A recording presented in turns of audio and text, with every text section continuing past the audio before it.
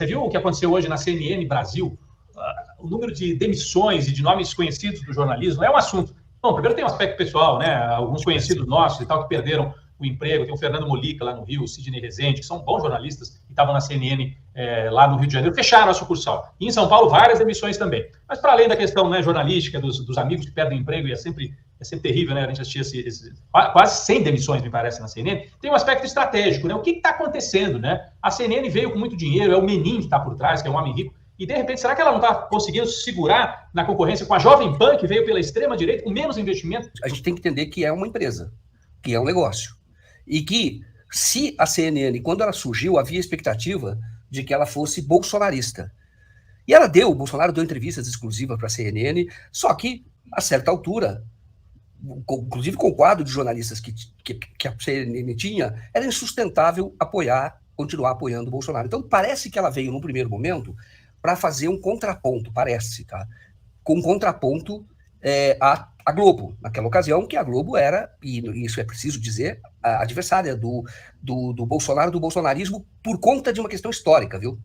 Esse governo Bolsonaro, ele é um governo de revanche, ele é um governo de vingança. Ele veio para vingar a nova república, para combater a chamada nova república. E o Roberto Marinho, naquela ocasião, isso é público, está no livro A História Secreta da TV Globo, da Daniel Herz.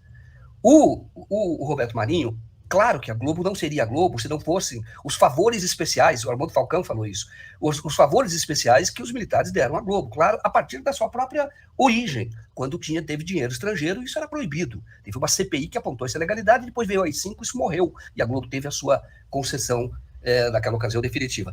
E o que os militares esperavam em 85? E eles esperavam até, a Globo demorou muito para apoiar as diretas, demais. A gente sabe disso, inclusive fez uma matéria confusa, do dia 25 de janeiro de 84, que era um ato pelas diretas, mas a matéria foi confusa, falava que era ato pelas diretas no meio da matéria, mas na escalada, na manchete, dizia que era a comemoração da Universidade de São Paulo. Mas por quê? Porque estava negociando naquela ocasião. Estava negociando.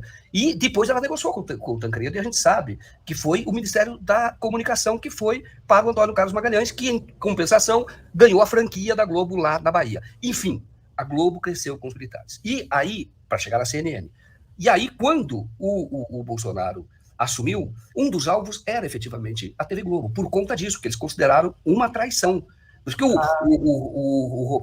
lembra que naquele debate, ou numa entrevista à Globo News, o Jair Bolsonaro leu um editorial do Roberto Marinho, quando o Roberto Marinho apoiava a ditadura, e depois ele traiu, efetivamente, você sabe isso.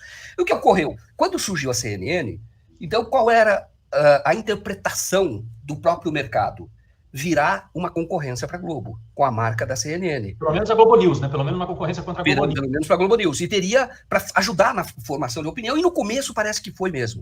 Só que, vamos dizer o seguinte, o governo Bolsonaro é indefensável, ele é um governo dos piores. Ele é um governo que nem não dá, mesmo que tenha sido esse o projeto inicial, não dava para sustentar. E o que está ocorrendo? Como jornalismo é negócio, tem que entender que é uma empresa. É que nem responsabilidade fiscal, você não pode gastar mais do que arrecada. E é claro que você percebe que hoje ela está fazendo um ajuste ali, tentando um ajuste que é para fazer com que as contas batam. É claro que está fazendo isso. Eu, como jornalista, fico triste porque eu conheço essas pessoas. Sei, por exemplo, da competência da Mona Lisa Perrone. Eu conheço a Mona Lisa. Séria, entendeu? Honesta, correta, fazendo a interpretação correta. E é lamentável que fique, uma jornalista como ela, tem outros também, que fique fora de uma mídia importante, que é uma mídia como a CNN. Mas, de novo, parece ter sido um projeto, gastaram muito dinheiro, parece ter sido um projeto no início político, parece sim, tá? E agora a conta tem que fechar. E para fechar, você tem que ter um equilíbrio entre a receita e aquilo que você paga. Então, trouxeram vários jornalistas ganhando salários elevados, ela, segundo a matéria, era o maior salário juntamente com o William Vac. Agora, o William continua, né? Então, mas isso é uma matéria deles. O que eu ouvi falar é que, assim, houve uma troca na direção, eu ouvi falar, não, isso é fato, né? Houve 2 trocas já na CNN. Saiu o Douglas Tavolaro, que foi quem era ex-diretor da Record, foi meu diretor, meu chefe na Record, vamos dizer assim, foi para lá para montar a CNN, depois ele brigou lá com o Menin colocou a Renata Afonso, e agora ele trocou de novo, é um terceiro diretor já. E esse diretor que entrou agora veio com essa ordem, é acertar as contas, meu filho. Chega de tomar prejuízo, é aquilo que você está falando aí, né?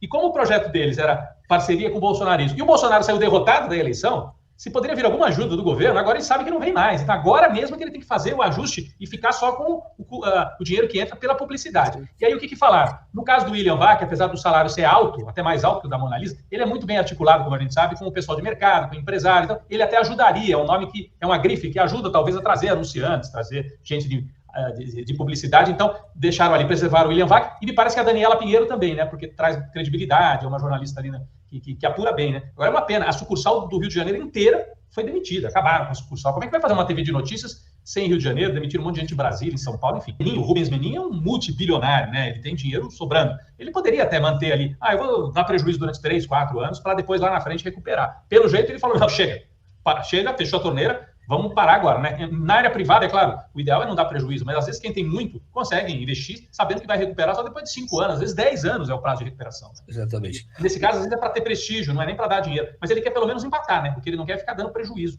sem parar. Mas você ia dizer alguma coisa, eu te interrompi. Eu ia falar, não, Rodrigo, eu ia falar uma coisa que é a seguinte, mesmo que você discorde da orientação de uma determinada empresa de comunicação, é muito melhor que o empresário tenha um histórico no jornalismo, por exemplo, na comunicação. Tá? O Menin é bilionário, tá? Ganhou muito dinheiro em construção. Eu tive a oportunidade de entrevistá-lo lá atrás. Tá?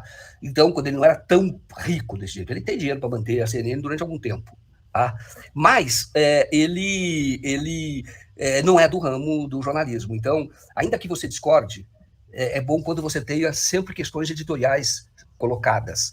E mesmo que você discorde, não estou defendendo o patrão de direita, mas eu digo que a área de comunicação, o negócio da comunicação e do jornalismo é muito específico. Demissões da CNN devem ser vistas dentro de um ângulo de observação mais amplo. Tem a ver com a crise dos meios tradicionais de comunicação no Brasil, da imprensa corporativa, da chamada mídia corporativa, que são essas grandes televisões, redes de televisão, e também de rádio, e também os grandes jornais, não é? E mesmo alguns portais. Então, Folha, Estado, o Globo, tem o seu modelo de negócios questionados, porque as contas não fecham, os custos são altos e não há faturamento equivalente, especialmente diante da competição exercida pelo advento das novas tecnologias, não é? De novos participantes do negócio da comunicação no Brasil, do advento da internet e dos aplicativos e da informação por meios virtuais, muito mais barata, muito mais eficiente, eficaz e próxima do consumidor de informações e de entretenimento. A CNN está em crise desde que começou, perde rios de dinheiro anualmente, como os outros veículos de comunicação tradicional, inclusive a Rede Globo, que está, sabe-se, com grandes necessidades financeiras. Não é? Quem assiste a TV Globo hoje em dia sabe que os anúncios desapareceram, os anunciantes são escassos, e o faturamento caiu. Ao mesmo tempo, os custos continuam muito altos e a audiência também vem caindo regularmente. De forma que a CNN tentou se viabilizar de forma um pouco voluntarista no Brasil.